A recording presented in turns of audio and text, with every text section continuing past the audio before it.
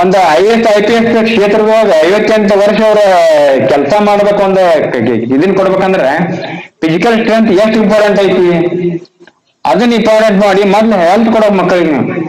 ಯಾಕಂದ್ರೆ ನೀವೆಲ್ಲಾ packet food, chemical food ತಿನ್ನಿ ಸಣ್ಣ ವಯಸ್ಸಿನಾಗ ಅವ್ರಿಗೆ ಆರೋಗ್ಯ ಸಮಸ್ಯೆ ಮಾಡ್ರೆ ಅವ್ರಿಗೆ ಎದ್ದ 20 ಹೆಜ್ಜೆ ನಡೆಯಕ್ ಆಗೋದಿಲ್ಲ. ಏನೇನು IAS ಡಾಕ್ಟರ್ ಆಗಿ 58 ವರ್ಷ ಸೇವೆ ಸಲ್ಲಿಸ್ತಾರ. ಅದಕ್ಕೆಲ್ಲಾ ತಂದೆ ತಾಯಿ ಹೇಳಕ್ ಇಷ್ಟ ಏನ್ ಕೊಡೋದಂದ್ರ ಅವ್ರ IAS IPS ಸೆಕೆಂಡ್ ಆಚಾರ ನೆಕ್ಸ್ಟ್ ಮೊದ್ಲು ಅರೈಕ್ ಕೊಡ್ರಿ. ಅವ್ರ ಏನಾಗೋದು ಟಾಟಾ ಬಿರ್ಲಾ ಆಚಾರ ಅದು ಆಗ್ಲಿಲ್ಲ ಅಂತಂದ್ರೆ ಒಂದು ಉತ್ತಮ ಸಮಾಜಕ್ಕೆ ಒಂದು ಒಳ್ಳೆ ನಾಗರಿಕರಾದ್ರೆ ಸಾಕಂತ ಈ ಮುಖಾಂತರ ಹೇಳಕ್ ಇಷ್ಟಪಡ್ತಾನೆ ಎಲ್ಲ ತಂದೆ ತಾಯಿಗಳು. ಅದಕ್ಕೆ ನೀವು ಮೊದ್ಲು ಏನ್ ಮಾಡ್ಬೇಕಾಗಿದ್ದ, ಒಂದು IAS IPS ಕ್ಷೇತ್ರದೊಳಗ 58 ವರ್ಷ ಅವ್ರ ಕೆಲಸ ಮಾಡ್ಬೇಕು, ಒಂದು ಇದನ್ ಕೊಡ್ಬೇಕಂದ್ರೆ ಫಿಸಿಕಲ್ ಸ್ಟ್ರೆಂತ್ ಎಷ್ಟು ಇಂಪಾರ್ಟೆಂಟ್ ಐತಿ ಅದನ್ನ ಇಂಪಾರ್ಟೆಂಟ್ ಮಾಡಿ ಮೊದ್ಲು ಹೆಲ್ತ್ ಕೊಡೋಕ್ ಮಕ್ಕಳಿಗೆ ನೀವು.